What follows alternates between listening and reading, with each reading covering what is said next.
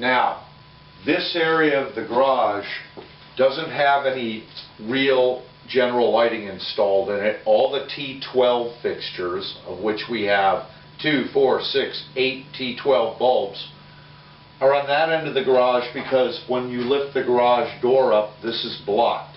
When I put it down, this area is quite dim. So we're going to kill two birds with one stone.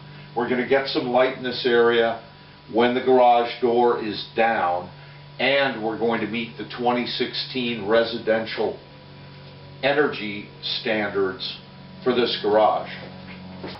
We're installing a very inexpensive lighting fixture here, two 32-watt 4-foot T8s with a wraparound prismatic lens to give the garage a little bit of class. We're going to be installing our area control right here next to the large toggle switch that does the T12s.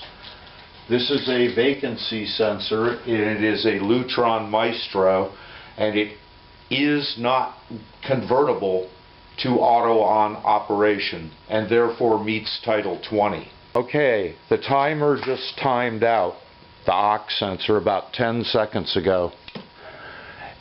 It's auto-on.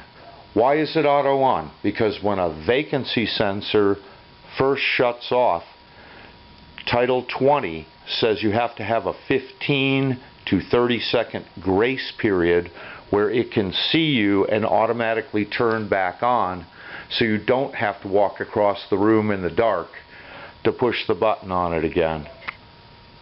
Now, everybody who's taken my Title 24 class is going to be asking, what about the winky light? Because the winky light on this does not go on like it is here during normal operation. I put it in test mode, and you can probably see that blinking, that little orange blinking from the behind the lens. Title 20 says that you can shut off the winky lights if you desire, but they don't say desired by whom. It says you may disable the winky light, the little status indicator, if you desire. So in this case, it happens to be the manufacturer's desire.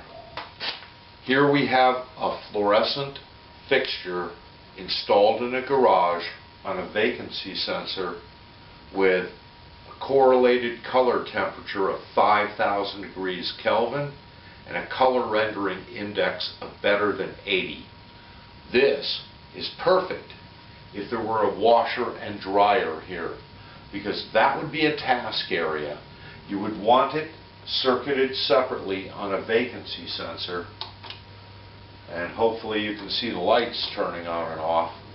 And the whole idea here is you've done some laundry, you forget to turn the lighting off, you walk out of the space, and 2 days later at 4 in the afternoon, when you come back into the garage, you don't go, oh, I left the lights on, because this vacancy sensor will shut them off automatically. So for task areas in a garage, you want each task area to be surveyed by and under the control of a vacancy sensor.